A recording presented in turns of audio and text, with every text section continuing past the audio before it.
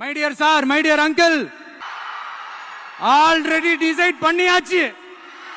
கான்பிடென்டா இருங்க மக்களே, நல்லதே நடக்கும், வெற்றி நிச்சயம். மீண்டும் சந்திக்கும் வரை நன்றி, வணக்கம். ஏண்டா இந்த விஜய தொட்டோம்?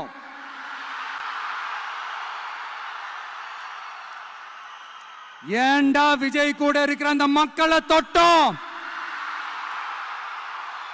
நினைச்சு நினைச்சு நினைச்சு ಫೀಲ್ பண்ண போறீங்க. ತಲಪತಿ ವಿಜಯ್ 2.0 ಅಂತಾನೆ ಹೇಳ್ಬೋದು. ಬಿಕಾಸ್ ತುಂಬಾ ಸಾಲಿಡ್ ಆಗಿದೆ. I think is the biggest competitor ಅಂತ ಹೇಳ್ಬೋದು. And one more thing, it's completely clear. If in case ನಮ್ಮ ಚಾನಲ್ ನೀವು ಫಸ್ಟಿಂದ ಸಬ್ಸ್ಕ್ರೈಬ್ ಮಾಡಿ ಫಸ್ಟಿಂದ ಕಂಟೆಂಟ್ ನೋಡಿದ್ರೆ, ತುಂಬಾ ಒಂದು 100 ವಿಡಿಯೋಸ್ ಹಿಂದೆನೇ ಹೇಳಿದ್ದೆ ನಾನು, ಈ ಸಲ ತಮಿಳ್ನಾಡು ಎಲೆಕ್ಷನ್ ಅಂದ್ರೆ ಎರಡೇ ಪಾರ್ಟಿಗಳ ಮಧ್ಯೆ, ಒಂದು ಡಿಎಂಕೆ ಇನ್ನೊಂದು ಟಿವಿಕೆ ಅಂತ. ಅಂಡ್ ತುಂಬಾ ತುಂಬಾ ತುಂಬಾ ಸ್ಟ್ರಾಂಗ್ ಪೋಟಿ ಇರುತ್ತೆ. ಬಿಕಾಸ್ ರೀಸೆಂಟ್ ಆಗಿ ಆಗಿರೋ ಇನ್ಸಿಡೆಂಟ್ನೆಲ್ಲ ನೆನೆಸ್ಕೊಂಡ್ರೆ ಇಲ್ಲಿ ಟಫ್ ಕಂಟೆಂಟರ್ ಅಂತ ಹೇಳ್ಬೋದು ಟಿವಿಕೆ. ಅಂಡ್ ஏண்டா இந்த விஜய தொட்டோம்?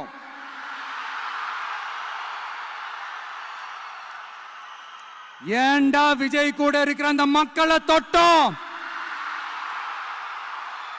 நினைச்சு நினைச்சு நினைச்சு ஃபீல் பண்ண போறீங்க.